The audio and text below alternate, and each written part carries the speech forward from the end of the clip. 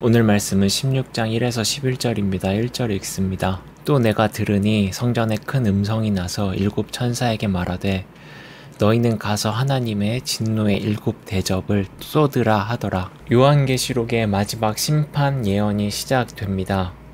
일곱 천사가 일곱 대접을 쏟음으로 악인이 심판을 당하는 모습을 보여줍니다. 이 심판의 모습은 흡사 출애굽기에 애굽이 겪었던 심판과 비슷합니다.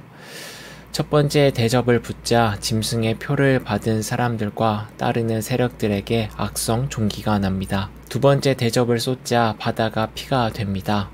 세 번째 대접을 쏟으니 강과 물의 근원이 피가 됩니다. 애굽의 열 재앙에 등장했던 재앙이 유한 환상에 반복되며 애굽 신들과 그들을 따르는 자들이 하나님의 심판 아래 아무런 힘을 쓰지 못했던 것처럼 짐승을 따르는 자들에게 그 어떤 신적 보호가 발생하지 않음을 보여줍니다. 땅과 바다로 이어지는 재앙 앞에 악인들은 무기력할 뿐입니다. 이는 자연을 통제하는 주님의 높으심을 보여주며 인간이 아무리 강한 권력을 가지고 있더라도 한낱 자연에 속한 연약한 생명체임을 보여줄 뿐입니다.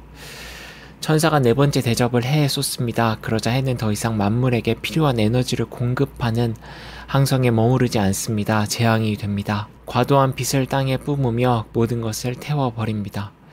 하나님이 만물 밖에 존재하는 인간이 닿을 수 없는 태양까지 움직이는 우주적인 존재임을 드러내는 장면입니다. 지구에 존재하는 자연을 통해 재앙을 불러일으키고 지구 밖에 존재하는 태양까지 자유자재로 통제하는 하나님의 능력이 요한의 환상에 고스란히 드러납니다.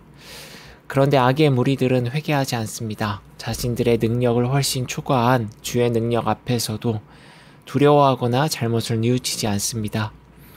그들은 아직도 자신이 가진 권력으로 재앙을 피할 수 있다고 생각하는 듯합니다. 그래서 오히려 하나님의 이름을 비방합니다.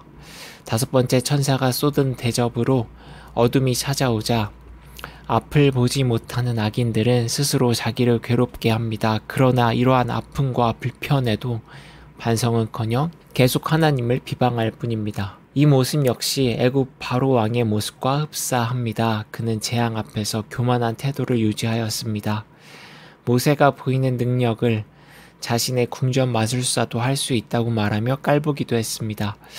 그도 그럴 것이 애굽은 당시 제국이었고 모세를 지도자로 세운 히브리 민족은 그 제국이 억압하는 애굽의 노예였습니다. 가장 낮은 신분의 사람들이 가장 높은 사람에게 무언가를 요구하고 심기를 불편하게 하는 것을 이 바로는 받아들일 수 없었습니다. 더욱이 신의 아들로 불리며 히브리 민족을 마음 내키는 대로 부리고 있는 자신에게 한낱 노예에 불과한 히브리 민족이 자신들이 믿는 야훼 신을 앞세우며 요구사항을 말한다. 이 바로 입장에서 그저 조롱거리일 뿐입니다. 그의 자리에서 볼 때 자신들이 믿는 신보다 강한 신은 없습니다. 그래서 그는 강팍한 마음을 버리지 않았습니다. 출애굽기는 그러한 그의 마음을 하나님이 강팍하게 하셨다라고 표현합니다. 이 구절이 마치 하나님이 바로의 마음을 악하게 조정했다는 말로 들리기도 하는데요. 한 유대인 랍비는 이 구절을 하나님이 바로의 태도와 생각을 일관되게 유지시켰다고 해석합니다. 그러니까 그의 교만스러움과 고집을 굳이 꺾지 않으셨다는 것입니다. 그렇게 해야 바로가 하나님의 능력을 제대로 알 수 있기 때문입니다. 애굽이 하나님의 진명목을 깨닫기 때문입니다. 바로가 가졌던 교만함처럼 절대 꺾지 않고 바꾸지 않는 권력가의 못된 고집은 이 로마의 시대에도 존재합니다. 그래서 그들은 강팍한 마음을 바꿀 생각이 전혀 없습니다. 하나님 역시 그들의 태도를 억지로 변경하지 않으십니다.